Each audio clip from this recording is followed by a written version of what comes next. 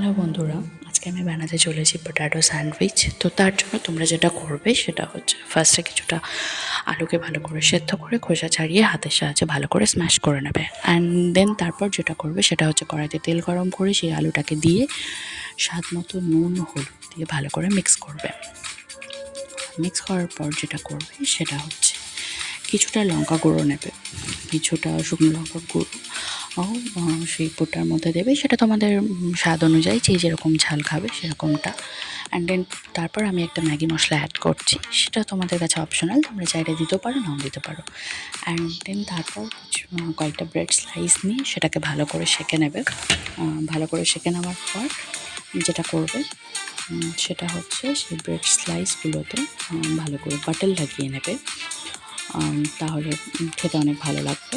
And অবশ্যই যেটা করবে সেটা হচ্ছে দুটো সাইডেই ব্রেড স্লাইসের দুটো সাইডেই বাটার লাগিয়ে নেবে, তাহলে তোমাদের টোস্ট করতে অনেকটা সুবিধা হবে অ্যান্ড অনেকটা নরম হবে টোস্টটা।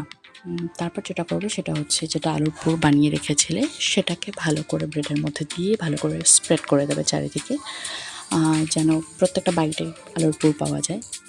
তারপর যেটা করবে সেটা হচ্ছে কিছুটা টমেটো সস নিয়ে সেই ব্রেডটাতে ভালো করে লাগিয়ে নেবে। অ্যান্ড দেন তারপর যেটা করবে সেটা কিছুটা চিজ গ্রেট করে লাগিয়ে নেবে। চিজ যদি কারো কাছে না থাকে সে নাও দিতে পারে, আমি টেস্টের জন্য দিয়েছি। অ্যান্ড দেন তারপর একটা ব্রেড স্লাইস নিয়ে আর সেই পুর ভরা স্লাইসটার সঙ্গে ভালো করে চেপে নেবে যাতে খুলে না যায়। অ্যান্ড দেন তারপর মাইক্রোওভেনে দিয়ে মাইক্রোওভেনের টাইমারটা সেট করে দেবে 5 মিনিট অ্যান্ড মিডিয়াম পাওয়ারে রাখবে। ব্যাস কমপ্লিট। এবার চলো দেখা যাক সবাই খেয়ে কী বলে। কেমন? ভালো হয়েছে? আর বল কেমন হয়েছে?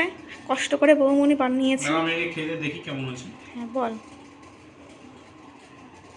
নিরামিষ কিন্তু আজকে, হ্যাঁ, ওই জন্য পেঁয়াজ দেয়নি। এটা সম্পূর্ণ নিরামিষ। দারুণ দারুণ, অসাম। তোমরা ট্রাই করতে পারো গাইস।